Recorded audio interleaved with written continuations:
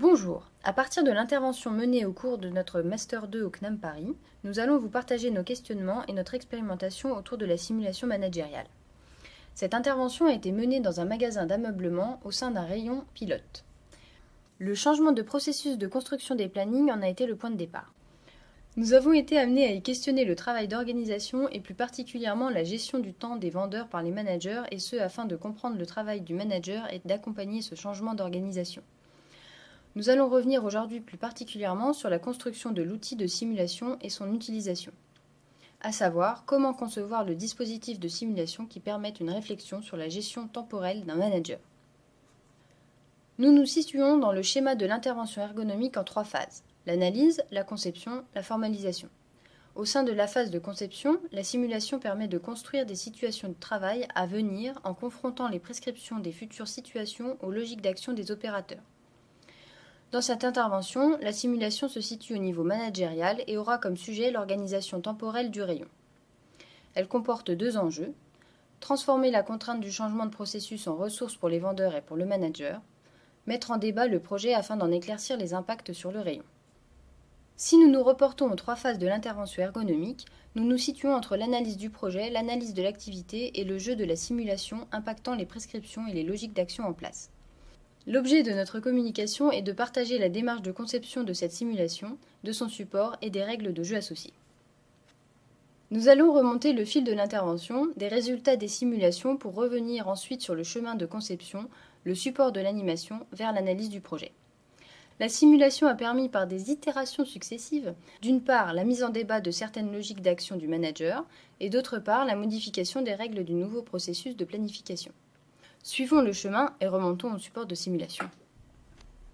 Voici le support de simulation formalisé. L'ensemble du support de simulation comprend plusieurs éléments.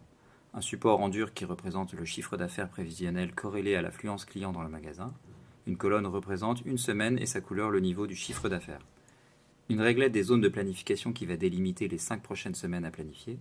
Des plannings vierges avec le même code couleur que le support. Un plan du rayon avec les zones de responsabilité sur lesquelles nous allons revenir. Le support de simulation intègre différents éléments issus d'une part de l'analyse du projet et d'autre part de l'analyse de l'activité.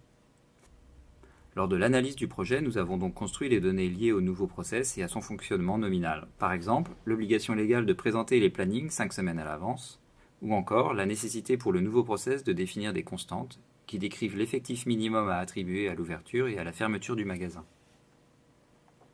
Lors de l'analyse de l'activité, nous avons déterminé que le manager est non seulement un traducteur d'objectifs en mission auprès des vendeurs, mais également un véritable chef d'orchestre pour l'ensemble du rayon. C'est lui qui caractérise le rythme du service qu'il souhaite mettre en place avec les critères de qualité qu'il définit avec son équipe. Nous avons également suivi son travail et sa méthode lors de la construction des plannings, tels qu'il les réalise avant l'arrivée du nouveau process. Le but étant bien d'alimenter les scénarios de prescription d'une part, et de caractériser les logiques d'action d'autre part, afin de nourrir la simulation. Dans son projet d'équipe, le manager s'appuie notamment sur la confiance gagnée et allouée auprès des vendeurs du rayon. Pour cela, il a mis en place des zones de responsabilité en le découpant en 3 et en nommant de manière informelle des responsables pour chaque zone. Cette répartition n'exclut pas mais renforce la responsabilité sur la qualité de l'ensemble du rayon. Par ailleurs, une entraide réciproque est convenue avec les rayons voisins pour compenser un manque d'effectifs ponctuels. Le manager a confiance en la compétence et en l'efficacité des vendeurs. Enfin, même si les plannings sont fixés à l'avance, ils peuvent intervertir leurs horaires, et ce de manière complètement autonome. La gestion du rayon repose sur un équilibre entre responsabilité, autonomie et confiance qui permet au collectif de gérer les aléas quotidiens. Ainsi, le manager construit son projet sur le long terme et se laisse aspirer par le haut dans des tâches administratives, ce que nous allons voir ici dans la projection temporelle du manager. En nous appuyant sur la notion de cadre temporel que définit Valérie Zaramelan dans son travail, nous avons défini 4 empans temporels. Ici et maintenant, court terme, moyen terme et long terme. Les flèches vertes indiquent les décisions prises par le manager, en autoprescription, et les flèches roses les injonctions externes. En ici et maintenant, par exemple, le manager en rayon veut résoudre un problème. Il manque des produits en rayon, et il décide d'acheminer et de décharger une palette depuis le quai de livraison. Cette régulation à chaud permet de réduire la charge de question quant à la disponibilité de ces produits de la part des clients auprès des vendeurs, et ainsi de favoriser le libre service. Pour la projection à moyen terme ou à long terme, d'autres injonctions indiquent la nécessité de trouver des produits de remplacement avec une couleur particulière, par exemple, ou qu'une ancienne référence de produits retirés de la vente devra être réintégrée dans le magasin. Ces stratégies de projection dans le temps sont primordiales pour le manager dans son anticipation. C'est ce qui constitue la chaîne principale des logiques d'action qu'il met en place. L'une de ces logiques d'action est spécifique à la construction des plannings par le manager. Il s'agit du principe de continuité. La continuité dans le travail consiste en l'assurance de la connaissance de l'état du rayon par le vendeur suivant. Ici, 2 logiques d'action ont été constatées pour maintenir la continuité dans le travail entre 2 jours successifs. En semaine, par exemple entre le lundi et le mardi, un vendeur A va effectuer la fermeture du lundi, un vendeur B procédera à l'ouverture du mardi. Pour que l'activité en cours le lundi soit reprise le mardi, les vendeurs laissent des traces écrites de ce type. Cette stratégie vient des vendeurs et est déployée par eux. Cependant, entre le vendredi et le samedi, le manager a mis en place un autre système. Il maintient un même vendeur en fermeture le vendredi soir et en ouverture le samedi matin. La continuité est créée de fait. C'est une des logiques d'action du manager qui sera mise en débat lors de la simulation. La continuité mise en place par les vendeurs leur permet aussi de partager la connaissance de l'état du rayon. Ils portent ainsi une connaissance collective du rayon sur laquelle nous nous sommes appuyés pour construire un socle commun de connaissances. En effet, durant la phase d'analyse de l'activité, nous avons régulièrement organisé des groupes de travail afin de partager, discuter et valider nos analyses auprès des vendeurs et du manager. Ces partages ont eu pour objet le travail collectif, les aléas permanents et les variabilités rencontrées au sein du rayon. Ils ont aussi permis aux vendeurs d'avoir une meilleure vision de la future construction des plannings et des garde-fous mis en place, comme par exemple le fait que le manager soit garant des plannings délivrés. Ceci a renforcé la construction d'un socle commun de connaissances sur l'activité du rayon et a permis une discussion à niveau égal entre managers et vendeurs, notamment lors des séances de simulation dont nous allons maintenant vous parler.